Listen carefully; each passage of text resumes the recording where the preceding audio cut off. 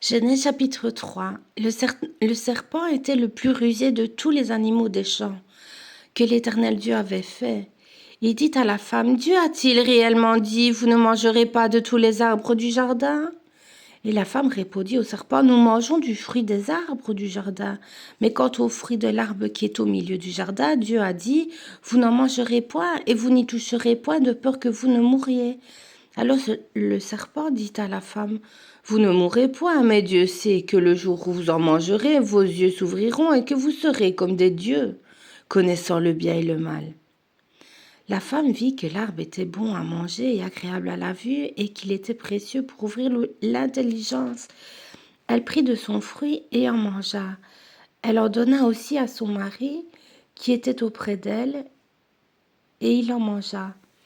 Les yeux de l'un et de l'autre s'ouvrirent, ils connurent qu'ils étaient nus, et ayant cousu des feuilles de figuier, ils s'en firent des ceintures. Alors ils entendirent la voix de l'Éternel Dieu qui parcourait le jardin vers le soir, et l'homme et sa femme se cachèrent loin de la face de l'Éternel Dieu, au milieu des arbres du jardin. Mais l'Éternel Dieu appela l'homme et lui dit, « Où es-tu » Il répondit, « J'ai entendu ta voix dans le jardin et j'ai eu peur parce que je suis nu et je me suis caché. » Et l'Éternel Dieu dit, « Qui t'a appris que tu es nu?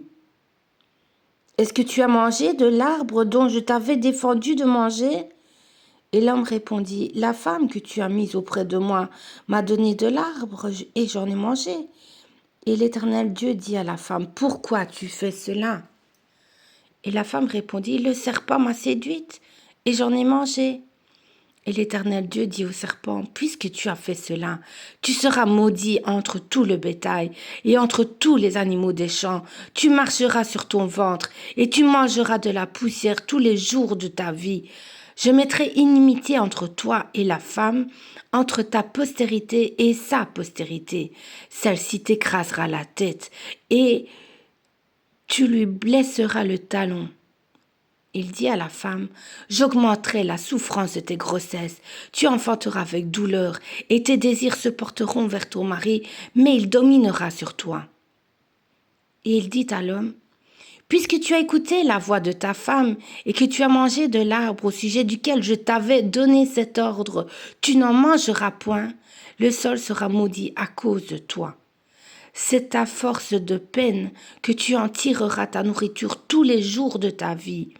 Il te produira des épines, des ronces, et tu mangeras de l'herbe des champs. C'est à la sueur de ton visage que tu mangeras du pain, jusqu'à ce que tu retournes dans la terre d'où tu as été pris, car tu es poussière, et tu retourneras dans la poussière. » Adam donna à sa femme le nom d'Ève, car elle a été la mère de tous les vivants. L'Éternel Dieu fit à Adam et à sa femme des habits de peau, et il les en revêtit. L'Éternel Dieu dit, « Voici l'homme est devenu comme l'un de nous pour la connaissance du bien et du mal.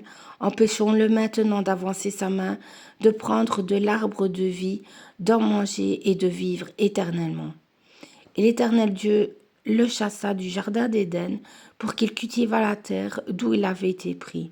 C'est ainsi qu'il chassa Adam, et il mit à l'orient du jardin d'Éden les chérubins qui agitent une épée flamboyante pour garder le chemin de l'arbre de vie.